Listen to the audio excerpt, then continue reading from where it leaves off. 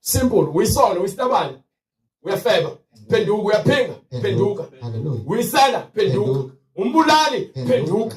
Umthakathi, phenduka. Uyinyanga, phenduka. Wesefebe, phenduka. Umahosha, phenduka. Enzo loo nto leyo. uNkulunkulu usibizele kuphendukeni. Amen. So labantu labayana indlela yokuphenduka ngoba ukuhlaba izilwane kepha isono sakho mesivile singaphezulu kwalokho uNkulunkulu sisinegiso sokulala nenja noma sokulala nesilwane noma kulala nomfazi womuntu kuthiwa agxoshwa ngamatshe noma ushiswe. Bawuthakathi agxoshwa ngamatshe noma ushiswe.